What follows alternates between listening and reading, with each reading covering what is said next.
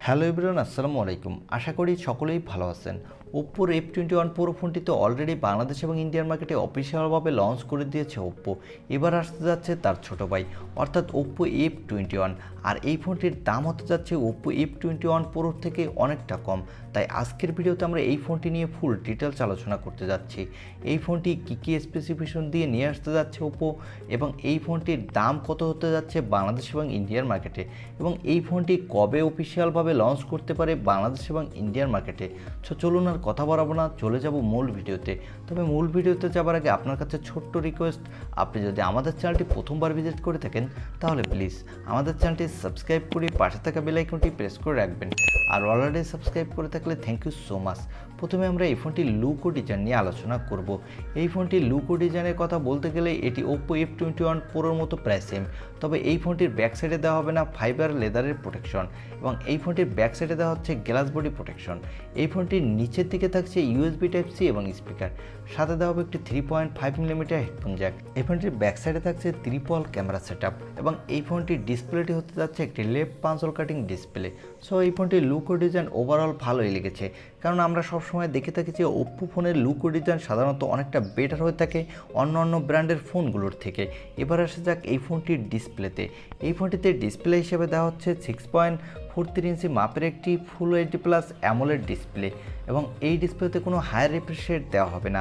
এই ডিসপ্লেতে দেওয়া হয়েছে কর্নিং গরিলা গ্লাস 5-এর প্রোটেকশন।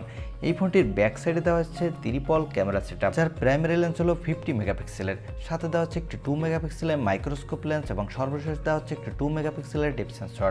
এই ফোনটির ব্যাক সাইডে ক্যামেরা দিয়ে আপনি full HD plus video record করতে পারবেন, সাথে ভালো মানের ফটোগ্রাফিও করতে পারবেন। কারণ আমরা সবসময় দেখে থাকি যে অন্য ব্র্যান্ডের থেকে ওপ্পো ফোনের ক্যামেরা কোয়ালিটি কিছুটা বেটার হয়ে থাকে, এবারও বেটার হবে আশা করছি। এই ফোনটিতে দেওয়া হচ্ছে একটি 16 মেগাপিক্সেলের সেলফি ক্যামেরা। এই ক্যামেরাটিতেও আপনি ভালো মানের সেলফি তুলতে পারবেন, সাথে full HD plus video record করতে পারবেন। এই ফোনটির পাওয়ারের কথা বলতে গেলে এখানে দেওয়া হচ্ছে মিডিয়াটেকের হেলিও G95 অথবা 96 প্রসেসরটি, তবে 95 আর 96 প্রসেসরটি প্রায় সেম পারফরমেন্স, তবে এইখানে শুধু 96-এর ক্লক স্পিড বাড়িয়ে দেওয়া হয়েছে, তাই এর পারফরমেন্স কিছুটা বেশি পাবেন। সেক্ষেত্রে 19-20-এর মতো পার্থক্য হতে পারে। এই প্রসেসরটিতে আপনি PUBG, Free Fire, Call of Duty, Asphalt 9-এর মতো বড় গেম হাই সেটিংসে স্মুথলি প্লে করতে পারবেন কোনো প্রকার ল্যাগ ইস্যু ছাড়া, সাথে দুর্দান্ত মাল্টিটাস্কিংও করতে পারবেন। আর অনেকেই জানতে চান যে এই প্রসেসরটি স্ন্যাপড্রাগনের কোন প্রসেসরের মতো পারফরমেন্স করবে।